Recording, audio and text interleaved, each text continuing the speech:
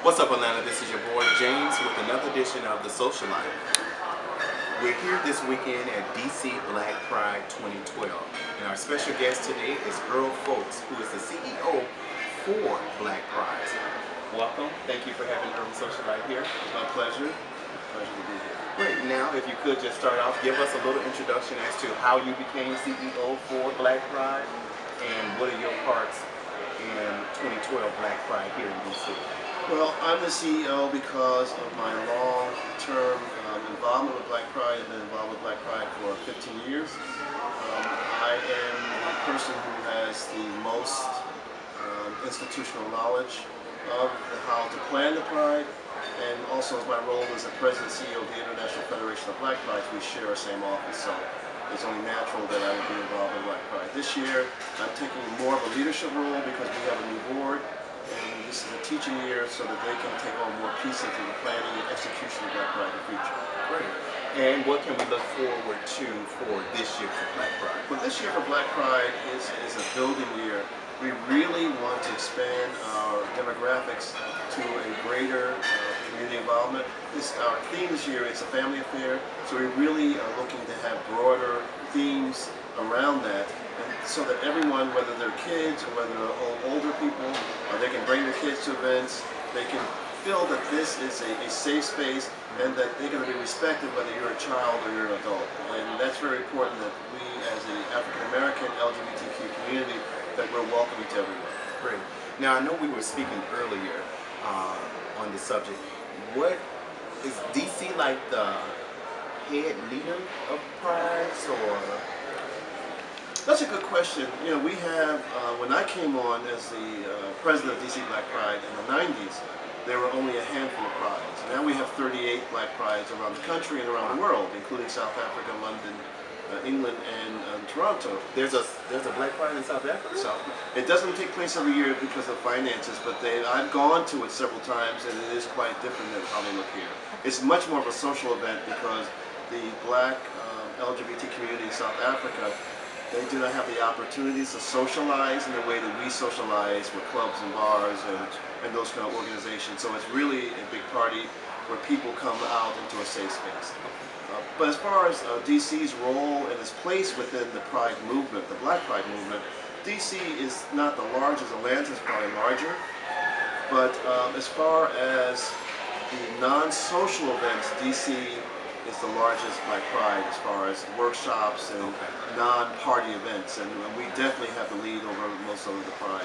But you know, all the Prides are different. We're not competing, and I always tell new Prides when they're coming on that you don't have to model yourself at the DC, Atlanta, or LA. You know, do it in a way that reflects the values of your community. So DC's Pride reflects how DC is. DC is a bit more of a serious city than Atlanta. It's a bit of a, I wouldn't say intellectual, but there's a social aspect here that is based on cultural arts. Okay. So how important, I know you mentioned you guys here in DC do more workshops. How important it is to have workshops included in our Prides? Well, first of all, DC Black Pride has always had workshops. So the way we planned it, or the way it was planned back in the beginning times, it was to educate people on HIV/AIDS. Gotcha. And so those workshops have grown to include all kinds of issues that really impact the daily lives of the people who come into DC and who live here and who also visit.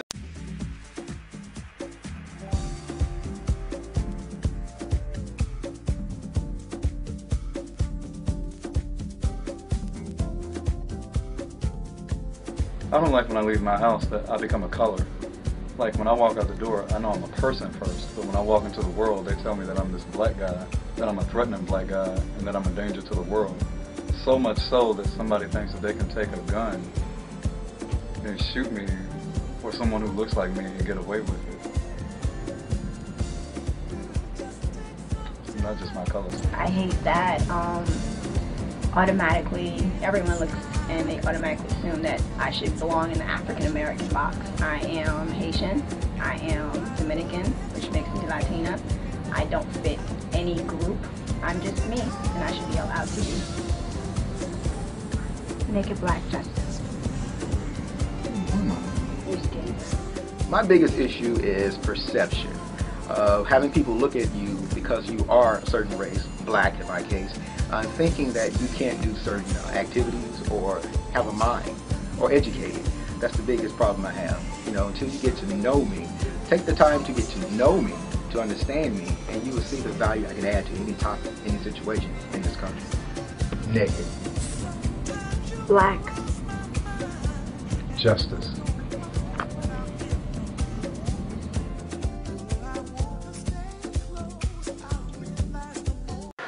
Okay, great, we're back.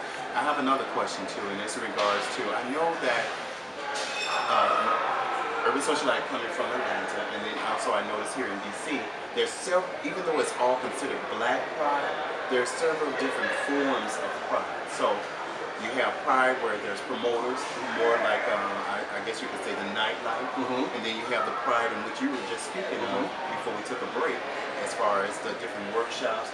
What makes a state become a real pride? I guess, I know it's probably not the good word to say real pride, because they're all celebrating pride, but what makes you become an official pride? That's a very good question. Actually, and that's a question that a lot of communities have struggled with over the years. The reality is that all black prides, almost all of them, started with a basis from a social aspect. So DC Black Pride started based out of a weekend called the Children's Hour, or Memorial Day weekend, a club called the Clubhouse. There was a club called the Clubhouse, and it was an after-hours club. And the Clubhouse started to feel the effects of HIV/AIDS because their staff were getting sick in the early 90s. And so anyone who runs a bar will tell you that the key to having a successful bar business is having staff you can trust. And it's hard, they found it very difficult to replace their staff, and emotionally the owner was tired of the staff dying from HIV/AIDS, so he closed his club in 1990. And there were some people in town who felt that there were so many people coming in that weekend that we needed to have something, a social event, a party with a purpose. A social event that combined social stuff with cultural stuff with teaching moments, and especially around HIV prevention.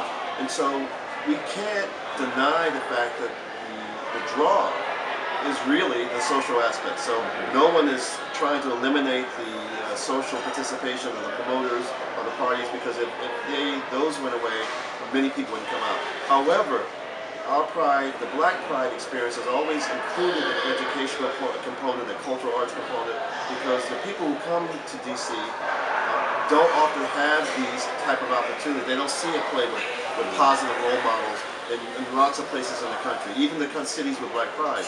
So they come here expecting cultural things and educational things and parties. Now the bottom line is, how do we balance both? And how do we balance those people who are entrepreneurs or businessmen and women who are trying to make money, compared to the black prides who are almost all nonprofits and are trying to make money to survive so we can put on next year's.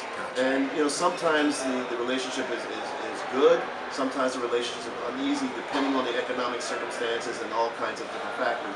But the reality is that we need each other. But DC Black Pride, we do endorse certain parties that support us. Doesn't mean that people shouldn't go to other parties, and we would never say don't go to so-and-so parties because they don't give us any money. Our job is to create an environment that people will want to support us, including the promoters, and that's a lot of work, and it goes in cycles, and we're hoping that within the next few years, and all the promoters will be working with us. But we have the job of creating an environment and creating good programming that will attract people, so the promoters know that we're serious about keeping Pride viable and relevant. Thank you so much for sharing that information. I think that's some really good information. Not only benefit DC's pride, but Atlanta's pride and all the prides all around. Because I think in order for us to be in unity, it has to be with the promoters as well as the pride personnel as well. We have to work together so that we can show the world that we can all work together. And the reason why we're here, like you said, all work and no play isn't good, and all play and no work isn't good. So it has to be a balance. So I do appreciate that.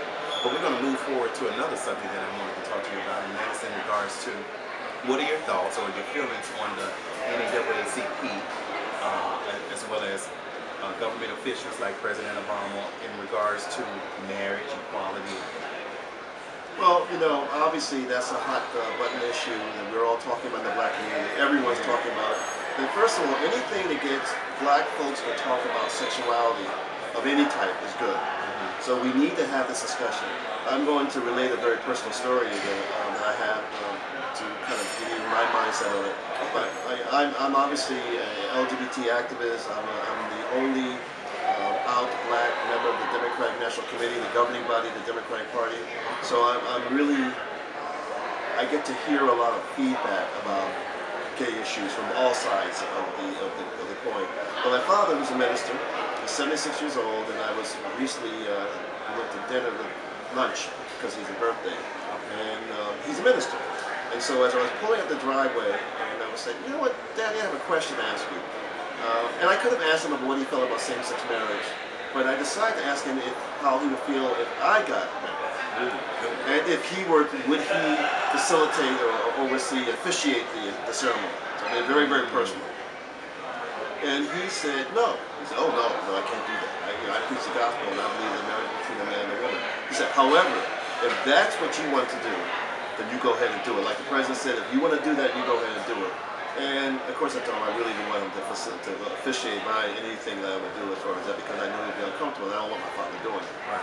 But the fact that this 76-year-old man who's a minister of a Baptist church, a conservative Baptist church, and an ex-Marine, you know, he wants his son to be happy. And he went on to say, you know, I want you to be happy. And anybody you bring to my house, as you know, as you have always done, I will treat them with respect. I treat all people with respect. And ultimately, he summed up how I feel about this whole marriage thing. It's going to happen. Yes, you know, at one time, black people couldn't get married in this country. And then interracial couples couldn't get married. And LGBT folks couldn't get married, same-sex marriage. It's going to happen. And all I want to do, and all I want the opportunity to do, if I choose, is to go down to City Hall, county court, wherever you go, and get a piece of paper that everyone has to do that entitles me the right to get married to whoever I want to. And we have marriage in D.C., and we've had it for over a year, and Western civilization has not ended. The world will continue to go on. There has been no change in D.C. And so there's not going to be change. 5 years from now, we're going to have marriage. And anyone can marry. Excuse me. And I agree. Because what do you think of this? Because I'm saying to myself, like, it's just a matter of just protecting individuals who are together. You know what I mean? If I'm there for you through the good times and bad times, why shouldn't I be able to be with you legally? You know what I mean? And if something was to happen to you, why should someone who didn't even care for you at that time be entitled to that when I've been here for you, doing everything, doing the whole time of it all? You know what I mean? It just makes moral sense. If nothing else, it makes moral sense. Well, it actually makes moral sense and it's illegal. This is strictly about legality. Because for many, many years, a wedding, a church wedding, and going down City Hall, that was something that rich folks did. Many places you had to wait to the minister. You could be with someone for a year and have kids, and the minister come and blesses the wedding. There was no, you know, signing a piece of paper. That's legal. It's about property. It's about tax advantages. It's about, you know, protecting your children, protecting your wealth. That's what marriage is about. 30 years since HIV and AIDS, we have come a long way in treatment for those living with the infection, but yet have not achieved a cure. At NAESM, we appeal to our African American brothers and sisters to be serious about knowing your HIV status and get tested today. Know your status. It takes 20 minutes for the oral quick rapid testing to be administered. Knowing is half the battle. And remember, we love you, love yourself, and most importantly, practice responsible sexual behavior. We're back with CEO Earl Fowlkes of Black Pride, especially here in D.C. So, tell us, in conclusion, what are we supposed to get from D.C. Black Pride 2012 this year? And what can we look forward to for 2013? 2012, as I said before, is a building year. We are doing things a little bit differently. We had a Thursday event in the Wax Museum, very well received. We're looking at how we remain relevant to our community after 22 years. You can't do the same thing over and over. Yes. Next year, in 2013, you will see the Black Pride. We'll still have a social, the parties will be there, they're not going anywhere. But we're going to do our conference, well, we're going to do our non-social events more in a conference style. And you're going to see not as many workshops, but you'll see tracks, maybe a youth track, a spirituality track, so people can actually sign up for these in advance and register for them in advance, and they come here and there's no space, it's no space. But we really want to dig a little deeper, so people are asking for, you know, after 22 years, the world has changed. That, you know, this is Black Pride's been around for a full generation. So what are we doing for the next generation of young people and those people who want a little bit more than that hour workshop? They may want to have a deeper discussion around issues, especially around spirituality or youth, or even safer sex. So we're going to be doing things a lot differently next year, and so I think that people will continue to find DC Black Pride relevant in the future, and will continue on and come back. Well, I can tell you, so far this is day 2 for us, and I've been having a great time. It was a pleasure meeting you. My pleasure as well. Thank you so much for having Urban Socialite and sitting down with us Anytime and you discussing want to talk something, I'm available. So, you hear it, we're here, like I said, here in DC for Black Pride 2012. I hope everybody have a safe weekend, be safe, and we'll talk to you later. We're out.